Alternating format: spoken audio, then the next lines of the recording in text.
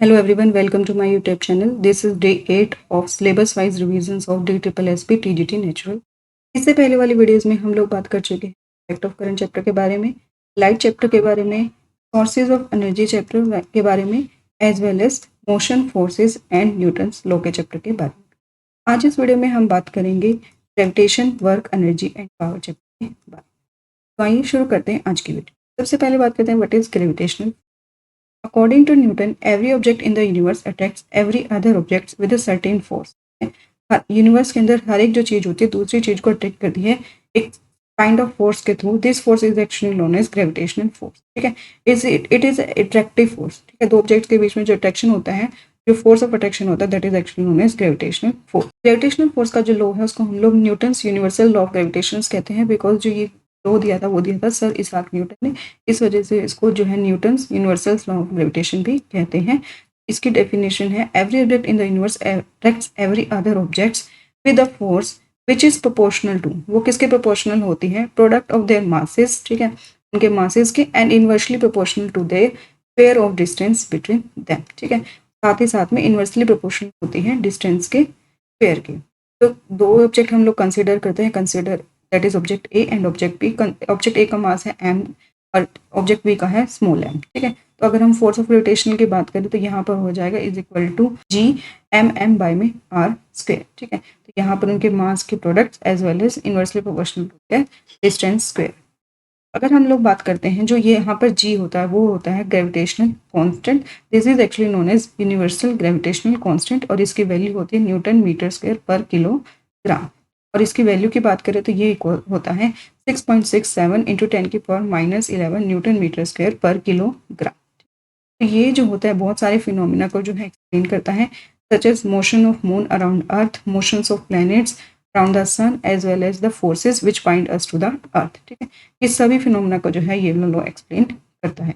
Very important law, जिसके ऊपर जो है एक क्वेश्चन, जो एक या उससे ज़्यादा क्वेश्चन जो है आता ही आता है। ये लॉ जो है बहुत इंपॉर्टेंट है, हमेशा जो है डिस्टेंस और मास को देखते हुए जो है वो क्वेश्चन यहाँ पर पूछते हैं। नेक्स्ट बात करते हैं अर्थ ग्रेविटेशनल एसिलेशंस। अर्थ के ऊपर जो है एसिलेशन कितनी होती है उसकी बात करते हैं।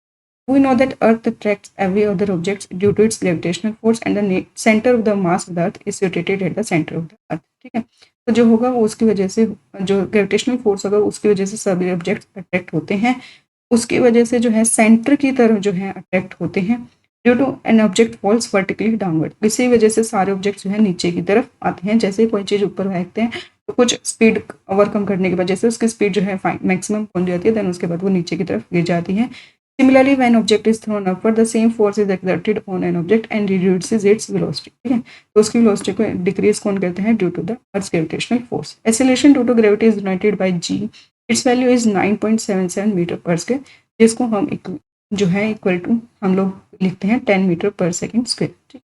Acceleration due to gravity is given by that is g is equal to G M by में are square, that is actually the mass of the other object. R is the radius of the earth.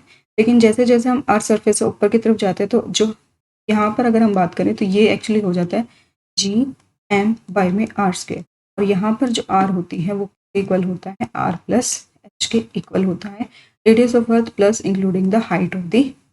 Ji value के अंदर जो है variations होती रहती हैं, तो ये डिपेंडेंट करती है along the surface of the. Surface change होता है वहाँ पर वैल्यू भी चेंज हो जाती है। अगर हम बात करें इसकी, ये जो पोल्स होते हैं वहाँ पर हाईएस्ट होती है, वेयरएज इक्वेटर पर जो इसकी वैल्यू होती है वो सबसे कम होती है। 9.8 जो होती है वो पोल्स के ऊपर होती है, और लो कहाँ पर होती है? इक्वेटर पर, दैट इज 9.78। ठीक है, तो यहाँ पर जो है वैल्यूज चेंज होती रहती है, हाइट के अकॉर्डिंगली चेंज होती है। जैसे जैसे आर की वैल्यू इंक्रीज होती रहती है, जी की वैल्यू जो है डिक्रीज होती रहती है। इनवर्सली प्रोपोर्शनली होता है। Changes with the depth also जो है, अगर हम अर्थ के अंदर की तरफ जाते हैं तो भी जो है वैल्यू ऑफ जी की जो है चेंज होती रहती है। In this case, value of R decreases, the value of G also decreases as the part of the earth which contributes toward the gravitational force explained by the object decreases। ठीक है, वैसे तो inversely proportional होता है, but उसके accordingly देखिए फिर भी जो है डिक्रीज होती ही रहती है जैसे जैसे जाते हैं due to the gravitational force experienced by the object.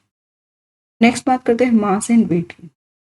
Mass of an object is the measure of its inertia. Last जो है वीडियो में हमने बात करी थी इनर्शिया के बारे में। मास जो है इनर्शिया की वजह से होता है। The force with which an object is attracted toward the earth is called weight. ठीक है, वेट जो होता है वो हर जगह पर अलग होता है, जैसे अर्थ के ऊपर अपना वेट होगा, मून के ऊपर अलग होगा, तो ये जो है सरफेस के ऊपर डिपेंड करता है कि कहाँ पर प्रेजेंट है, उस बेस पर वेट होता है। मास हमेशा जो है सेम रहता है, वेट चेंज होता रहता है। It is equal to the product of mass and acceleration due to gravity.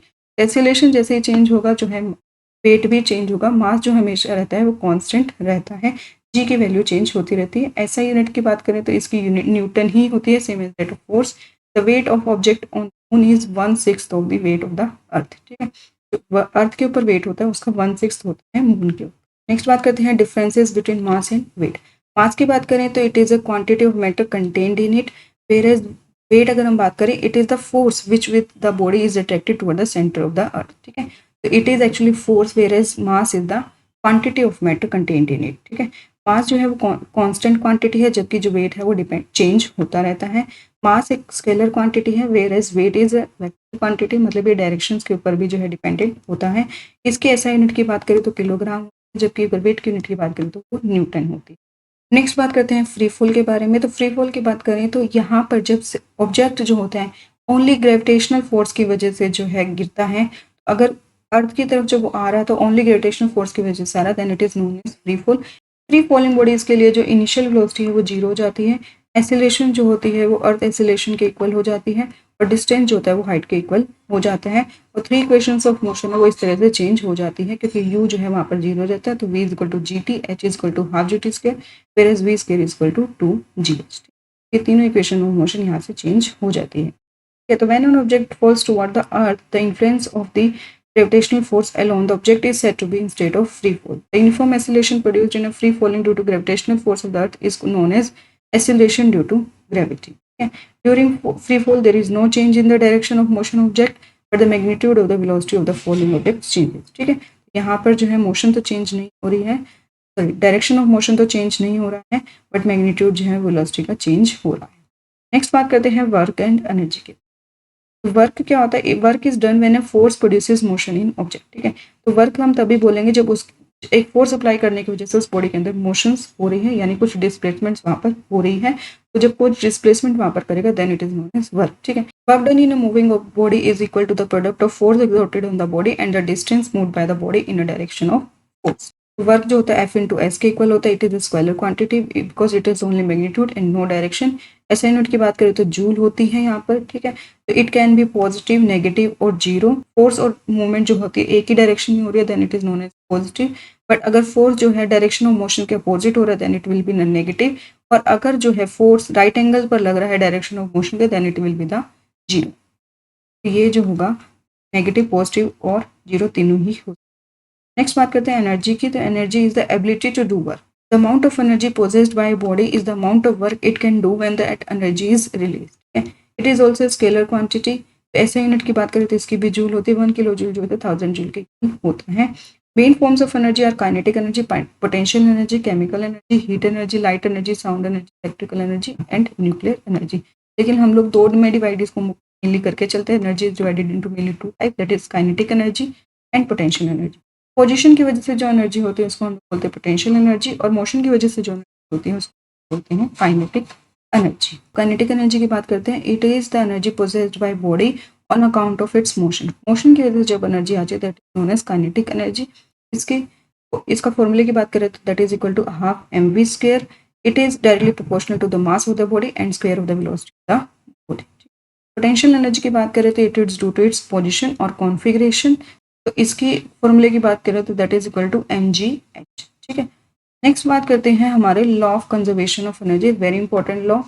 इसके ऊपर भी जो है हर साल क्वेश्चंस आते ही आते हैं। ये लोग कहता है energy can neither be created not be destroyed, it can only be converted from one form to another. जो एनर्जी होती है ना तो उसको हम कभी बना सकते हैं और ना ही कभी इसको डिस्ट्रॉय करते हैं, इसको जस्ट एक फॉर्म से दूसरे फॉर्म में कन्वर्ट किया जा सकता है। इसकी बात करें तो ये लोग कहता है कि इनिशियल एनर्जी जो होती है, initial energy is equal to final energy. Initial energy अगर हम बात करें वो फाइनल एनर्जी के इक्वल होती है। तो इनिशियल अगर हम बात करें काइनेटिक एनर्जी किसके इक्वल होती है, kinetic energy plus potential energy. Energy दो तरह की हो सकती है, तो यहीं पर बात करते हैं कि अगर मान लो पोटेंशियल एनर्जी इनिशियल है और काइनेटिक एनर्जी इनिशियल है, उन दोनों का plus is equal to kinetic energy of the final versus potential energy of the final का दोनों का सम कर दिया जाए तो वो फाइनल एनर्जी के इक्वल हो जाए। ये जो है हमारा लॉ कहता है, इसी से जो है क्वेश्चंस बनते हैं। कई बार ये वैल्यू भी जीरो हो जाती है या फिर काइनेटिक एनर्जी जीरो हो सकता है, तो कुछ भी यहाँ पर जो है कंडीशंस आपको प्रोवाइड की जा सकती है। ये फॉर्मूले को ध्यान रखिए। Sum of kinetic energy and potential energy of an object is equal to its total mechanical energy. Next बात करते हैं पावर के बारे में। Power is defined as rate of doing work और the rate of transfer of energy. तो work done by time taken या energy consume by time taken. It is also scalar quantity, its unit is watt. तो यहाँ पर हम बात करें तो यह लार्जर एनर्जी हो सकती है, वो किलोवाट हो सकती है, मेगावाट हो सकते हैं, हॉर्स पावर होती है। 1 हॉर्स पावर की बात करें तो वो इक्वल होता है 746 वॉट की। कमर्शियल यूनिट की बात करें तो जो यूनिट कमर्शियल हमारे घरों में जो बिलिंग होती है वो कमर्शियल यूनिट के रूप में होता है। उसकी जो बात करें वो होती है किलोवाट आवर के अंदर। 1 किलोवाट आवर की बात करें तो it is equal to 3.6 into 10⁶ joule of energy. 1 kilowatt is equal to 1। यहाँ पर जो है हमारा इसका थ्योरी पोर्शन ग्रेविटेशनल का कंप्लीट होता है। आई होप आप लोगों को समझ। अब इसी चैप्टर के बेसिस पर जो है हम लोग कुछ लास्ट ईयर्स के प्रीवियस ईयर क्वेश्चंस देख लेते हैं। A body of mass 2 kg is thrown up vertically with a kinetic energy of 500 joule. If the acceleration due to gravity is 10 meter per second square, the height at which the kinetic energy of the body becomes half of the original value. ठीक है, तो law of conservation of energy के अंदर जो है formula लगेगा। ठीक है, क्योंकि इसमें क्या बोला है कि काइनेटिक एनर्जी और पोटेंशियल हाइट से रिलेटेड बात हो रही है, तो वहां पर जो होता है लॉ ऑफ कंजर्वेशन एनर्जी होते हैं, यानी इनिशियल एनर्जी जो है इक्वल टू फाइनल एनर्जी हमारी रहती है। इनिशियल एनर्जी की बात करें तो यहाँ पर थ्रोन अप वर्टिकली, ऊपर नीचे से फेंका गया था। उसने क्या करा था, ग्राउंड पे वो खड़ा था, उसने ऊपर की तरफ फेंका। तो यहाँ पर कोई भी हाइट नहीं थी, यानी इसके पास पोटेंशियल एनर्जी जीरो थी। इनिशियल एनर्जी से इसके पास काइनेटिक एनर्जी होगी, तो यहाँ पर कितनी होगी 500 जूल। इनिशियल एनर्जी इसने क्या बोला है, कितनी दी हुई है हमारे को 500 जूल। ठीक है, फिर उसने क्या करा, फाइनल एनर्जी उसने बोला है कि ड्यू टू ग्रेविटी इसमें acceleration due to gravity 10 metre पर सेकंड से हो रहा है, और कितनी हाइट पर उसकी जो काइनेटिक एनर्जी होगी वो हाफ हो जाएगी ओरिजिनल वैल्यू पर। यानी हमें फाइनल एनर्जी में ऐसा देखना है कि हाइट निकालनी है, एक हाइट पर उसकी काइनेटिक एनर्जी हाफ होनी चाहिए। तो यहाँ पर mgh प्लस जो है काइनेटिक एनर्जी दोनों होगी। लेकिन काइनेटिक एनर्जी क्या बोला है, it become half of the original value. Half of the original value, original value कितनी थी 500, तो फाइनल कितनी हो जाएगी 5gh प्लस 250। ठीक है, यहाँ से mgh कितना आ जाएगा 250 आ जाएगा mgh, और n कितना दिया होगा हमें 250 is equal to mg, m का कितना दिया होगा हमें 2 kg। Acceleration due to gravity कितनी दी 10 h हमें निकालना है। ठीक है, यहाँ से अगर हम निकालें तो आंसर क्या आएगा 12.5 मीटर। ठीक है, इसका करेक्ट आंसर आएगा 12.5 मीटर। नेक्स्ट क्वेश्चन की बात करते हैं, question number 73। Machine guns fire 60 bullets per minute with a velocity of 700 metre per second. If each bullet has a mass of 50 gram, the power displayed by the gun. ठीक है, तो हमें बतानी है कि उसके अंदर जो है पावर कितनी है। तो अगर हम बात करें पावर का फॉर्मूला, तो पावर का फॉर्मूला होता है एनर्जी पर यूनिट टाइम। ठीक है, एनर्जी पर यूनिट टाइम। और एनर्जी की बात करें तो एनर्जी कितनी है हमारे पास, एक बुलेट की जो कह सकते हो उसका मास एक बुलेट का कितना है। अगर हम पहले एक बुलेट की एनर्जी निकालें, तो क्योंकि हाइट में नहीं मूव उसको करा है, हॉरिजॉन्टली हम मान के चलते हैं, हाइट यहाँ पर जीरो मान के चलते हैं, तो पोटेंशियल एनर्जी क्या होगी जीरो होगी। तो यानी सारी एनर्जी किसमें कन्वर्ट हो जाएगी, काइनेटिक एनर्जी में। ठीक है, तो मास कितना होगा एक बुलेट का 50 ग्राम। ठीक है, इसको हम लोग कर लेते हैं उसमें डिवाइड, दैट इज 1000 से डिवाइड। ठीक है, और mv कितनी दी हुई है हमें 700 मीटर पर सेकेंड। ठीक है, तो 700 का स्क्वायर। ठीक है, यहाँ से अगर हम निकाल लें तो आ जाएगा 25 इंटू 49। ठीक है, 10 की पावर 3 इंटू 10 की पावर 4, एक कट गया यहाँ से, तो यहाँ से कितना आंसर आएगा 25 इंटू 49। ठीक है, इंटू 10 की पावर इंटू 10, ये आंसर हमारा रहता है। उसके बाद ये तो रही हमारी एक बुलेट का। ठीक है, लेकिन हमारे पास बुलेट्स कितनी है टोटल 60 बुलेट्स पर मिनट। याद रखिएगा 60 बुलेट्स पर मिनट हमें बात हो रही है।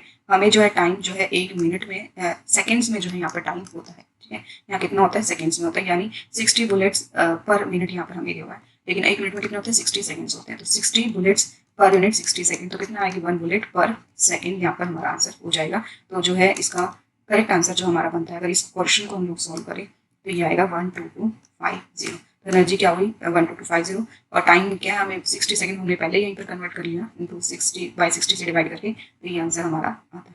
तो करेक्ट आंसर रहेगा ऑप्शन नंबर 1। नेक्स्ट क्वेश्चन है question number 74। The gravitational force of attraction between two bodies F Newton. If each mass and the distance between them are double, then the force of attraction between them. ठीक है, तो gravitational force जो है हमें बताना है, इसका formula होता है हमारा Gm1 m2 अपॉन में r स्क्वायर, ठीक है। ग्रेविटेशनल फोर्स G होता है ग्रेविटेशनल कांस्टेंट, m1 यानी mass of first body, mass of second body by में r स्क्वायर, ठीक है। तो टू बॉडीज में दोनों का इक्वल मास हम लेके यहाँ पर चल रहे हैं। इसने क्या बोला है कि मास दोनों का डबल हो जाए, यानी m1 जो है फाइनल जो m1 डैश अगर हम मान के चले तो वो कितना हो जाएगा, इनिशियल के डबल हो जाएगा। m1 डैश कितना हो जाएगा हमारा 2m1, ठीक है। इसी तरह m2 डैश कितना हो जाएगा 2m2, ठीक है। तो हमारा और डिस्टेंस कितना कह रहा है वो, डिस्टेंस ऑल्सो बिकम डबल, ठीक है। तो r जो कितना कह रहा है 2, r डैश कितना होगा 2r की 2r, ठीक है। तो यहाँ से अगर हम निकालते हैं तो फाइनल लगाते हैं g इंटू m1 डैश की जगह हम लोग क्या पुट कर देंगे यहाँ पर 2m1, ठीक है, 2m2 और r की जगह आ जाएगा 2r की होल स्क्वायर, ठीक है। तो 4g और y में 4r, तो 4r से 4r कट गया, m1 इंटू m2। तो ये जो इनिशियल जैसा था, इनिशियल कितना था हमारा gm1 m2, ठीक है, y में r स्क्वायर, वही हमारा अब दोबारा आ गया है, ठीक है। थोड़ा सा यहाँ पर क्लियर नहीं हुआ, यहाँ क्या हो गया, इक्वेशन कैसे चल रही है, that is g into tm1 y में 2r की होल स्क्वायर, ठीक है। तो यहाँ से कितना आ जाएगा 4 इंटू m1 m2 y में 4r की स्क्वायर इंटू अगर g अगर हम मान के चलते हैं g 4 से 4 कट गए, ये जो है सेम इक्वेशन आ गई, तो रिमेन सेम। करेक्ट आंसर आएगा क्वेश्चन नंबर 1। नेक्स्ट क्वेश्चन है question number 75। A body freely falling from the rest, ठीक है, एक हाइट पे थी, उसको हमने फेंका है, हैज अ वेलोसिटी v, ठीक है, it falls to a distance h distance तक ये मूव ऑन करिए, मान ले यहाँ से फेंका था हमने, उस टाइम इसने बोला है कि रेस्ट थी, यानी वेलोसिटी इसकी क्या थी 0 थी, इनिशियल वेलोसिटी हम मान के चलेंगे।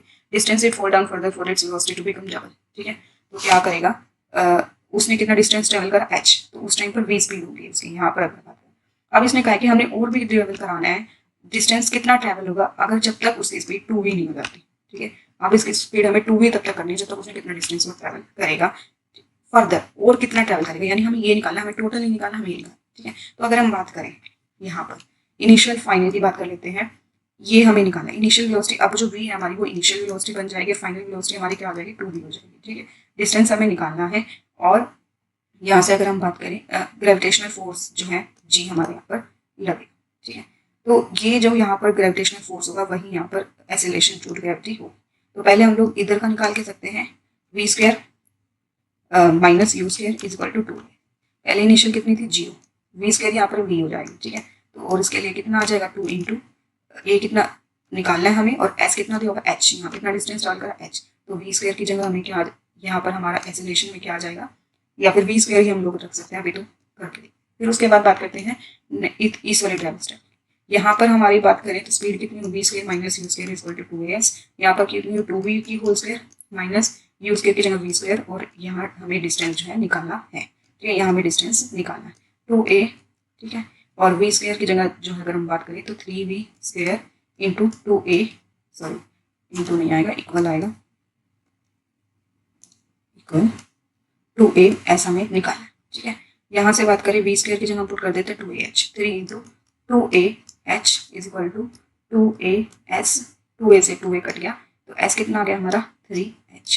तो करेक्ट आंसर क्या होगा हमारा 3h, ठीक है। इसका करेक्ट आंसर हमारा होता है 3h। आज की वीडियो में बस इतना ही। होप आप लोगों को समझ आएंगे क्वेश्चन किस तरह से करने हैं। वीडियो अच्छी लगी तो प्लीज लाइक शेयर और सब्सक्राइब करना ना भूलें। Thank you.